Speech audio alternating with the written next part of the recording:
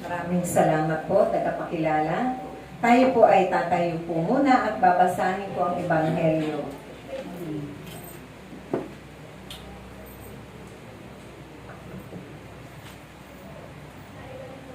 Ang mabuting balita ng ating Panginoon ayon kay San Marcos. Papuri sa iyo, Panginoon. Ibigin mo ang Panginoon mong Diyos ng buong puso mo, buong kaluluwa mo, buong pag-iisip mo at buong lakas mo. Ito naman ang pangalawang utos. Ibigin mo ang iyong kapwa gaya ng pag-ibig mo sa iyong sarili.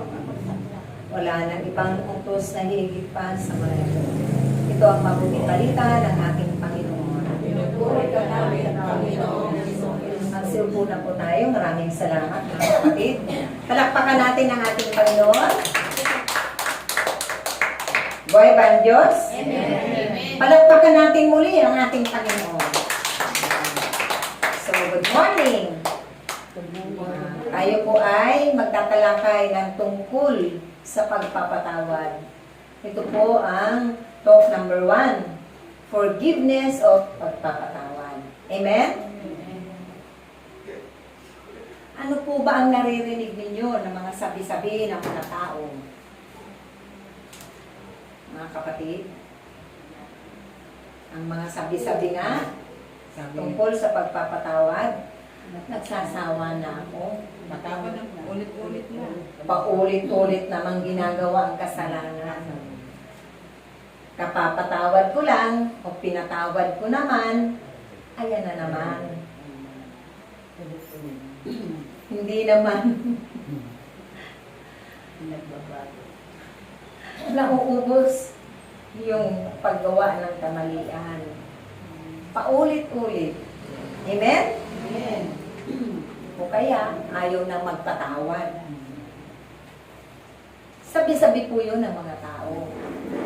Amen? Amen.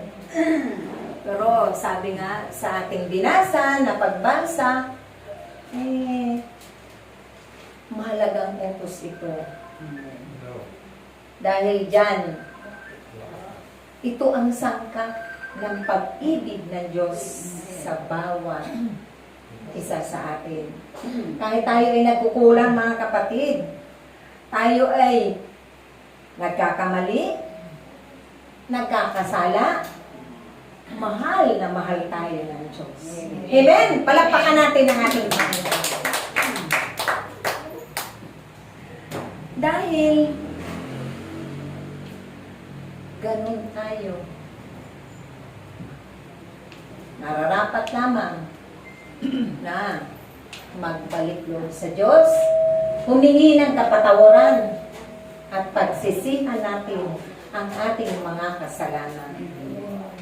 Dahil dyan, tiyak na tayo ay matututong magpatawad din. Amen? Malakas na palakpak. Upang tayo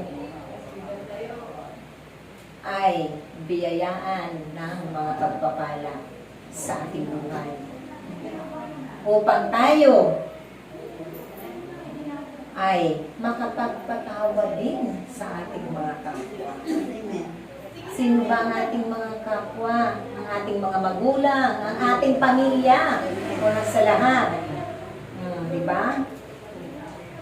Siyempre, ang ating sarili, number 1. Patawarin muna natin ang ating sarili. Dahil nagkakamali tayo, nagkakasala, nagkukulang.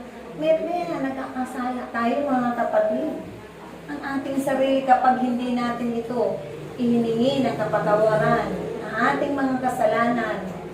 Okay ba, mga kapatid? Pangalawa ay ang ating pamilya, ang ating mga magulang.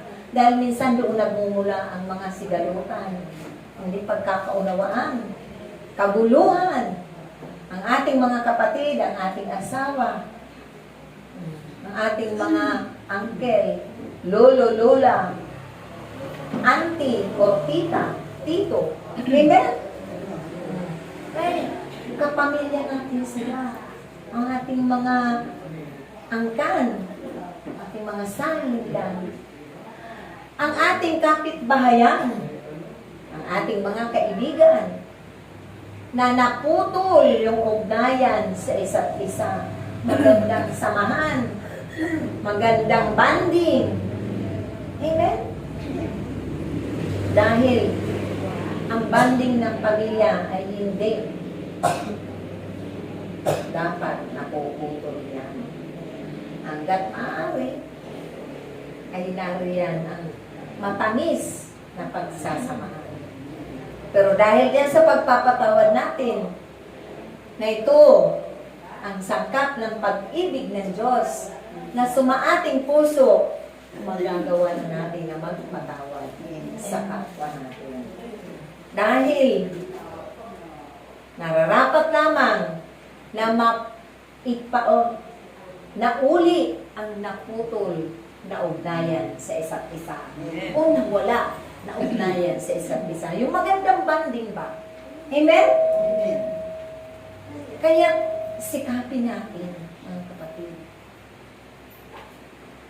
na iyan, na ating mga kapwa na yan ay mapatawad natin. Huwag tayo maasawang magpatawad. Dahil ang Diyos ay walang hanggang ang pagpapatawad sa atin. Mahalaga tayo at tunay na iniibig niya tayong lahat. Amen? Malakas na palakpak sa ating Diyos na buhay. Nararapat lamang na muling maituloy yan para na sa ganon makalaya tayo sa pagkakagapos natin sa mga kasalanan. Sa kahirapan, sa kawalan, sa mga sama ng loob, yung mga na-impact dyan, dapat hindi natin yan i-impactin dyan para hindi tayo magkasakit ng high blood, ma-stress, makakatulog tayo ng mahimbing, may kapayapaan ang ating buhay, magiging masaya tayo, magaan ang ating pamumuhay. Yan ang dadaloy na biyaya ng Diyos sa bawat isa sa atin kapag tayo ay nakakapagpatawad. Amen? Yan ang biyaya at grasya na ipagkakaloob ng Diyos. Magiging masayahin tayo. Hindi tayo papangit. Hindi tayo magiging kulubot ang mukha. Dahil palagi na lang magagalitin. Pag kunting tanong mo lang, nakasimangot, ay nagpa-practice na tayo doon. Sa mga, yung papangit yung mukha natin. Pero kung hindi tayo nag-iisip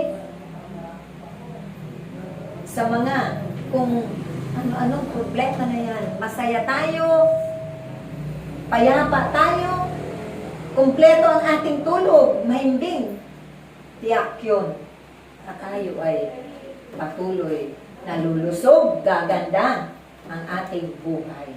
Amen? Malakas sa palakpak sa ating Diyos sa buhay. Dahil napakahalaga ng pagpapatawad sa ating buhay. Naroon na hindi na tayo magagalitin. Mauunawain na tayo. Mapagbigay na tayo, mapangunawa, mapagpasensya, mamalasakit, magpagtiyaga, mapagsakripisyo. Dahil gumaan na, nakalaya na. Wala na yung mga nariyan na naimbak na kasalanan sa ating kalooban. Nariyan na ang pag-ibig ng ating Panginoon. Tunay na ang pag-ibig na yan, kung wala dyan, hindi tayo makakapagpatawad. Amen? Malakas na palakpak sa ating Diyos na buhay. Kaya, sikapin natin. Magiging malakas tayo, masigla, masayahin. Habang tayo ay nabubuhay sa mundong ibabaw na ito. Habang tayo ay naglalakbay, kasama natin ang Diyos. Tunay at tiyak na tayo ay pagpapalain. Dahil pangako niya yan sa bawat isa sa atin. Kay buti-buti ng ating Panginoon, Amang Yahweh. Mahal na mahal tayo. Huwag tayong matatakot. Dahil naririyan ang ating Panginoon amang Yahweh. Kaya mga kapatid, ang ating kapwa na nariyan sa tabi natin, nararapat lamang na naroon muli o maibalik muli ang magandang samahan sa isa't isa. Paano masaya? Happy! Amen? Malakas sa palakpak sa ating Diyos na buhay.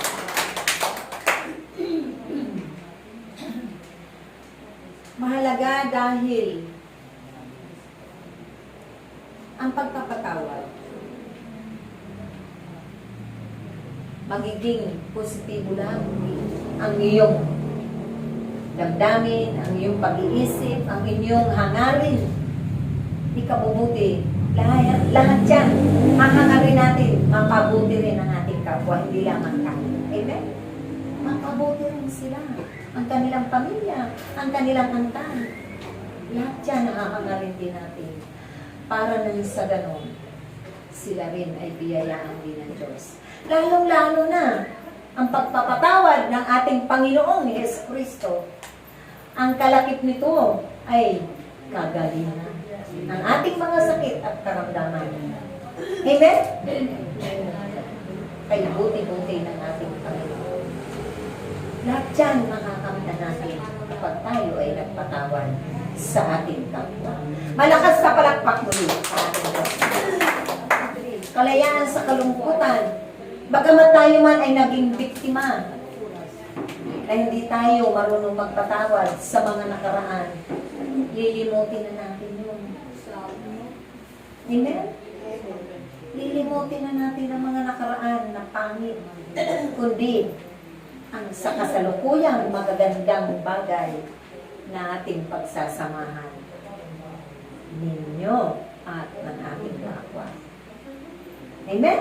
Malakas sa palakpak ating Diyos sa buhay. Dahil mahalaga rin sila sa ating mga kaibigan. Kung tayong lahat ay mahalaga sa Diyos, nararapat lamang na mahalaga rin sila sa atin. Kaya, napakahalaga mga kapatid ng pagpapatawad. Ang ating tagubilin lamang ay magpatawad tayo. Huwag tayong manghuhusga upang, ang sabi nga sa banal na aklat, hindi tayo din husgahan ang ating Diyos na buhay na ating pinaglilingkuran. At kung tayo ay nagpapatawad, patatawarin din tayo ng ating Panginoon amang Yahweh. Amen? Malakas na palakpak ng ating Diyos. Amen? Kaya buti-buti ang ating Panginoon. Yun ang mabubuting bagay na ating nakakamtan na nagmula sa Kanya, sa ating mahal na Panginoon, amang Yahweh. Kaya nga, kung gusto natin na maging masaya tayo araw-araw, magpatawad tayo. Huwag tayo manghihinawag magpatawad. Huwag tayong magsasawa. Makailang ulit man na nagkakasala sila sa atin, nagkakamali, nagkukulang, tiyak na tayo'y nararapat magpatawad sa kanilang lahat. Upang ang lahat ng biyaya na ating hinahangad, ipinapanalangin, alam naman ng Diyos yan kung anong mga yon. Hindi ko na isa-isahin dahil may kanya-kanya man na mga kahilingan tayo. Pero kapag nagpatawad tayo, dahil nilinis na ng Diyos ang ating puso, pinawalan na ating mga kasalanan, general amnesty. Dahil ganun, ang bibigay ang Diyos ng ganung pagpapatawad sa bawat isa sa atin. Dahil sa pagmamahal niya nga sa ating lahat. Tunay at tiyak na tayo ay patutungo sa buhay na ganap at kasyasya, patungo sa buhay na walang hanggan. So, yun lamang po. Maraming salamat.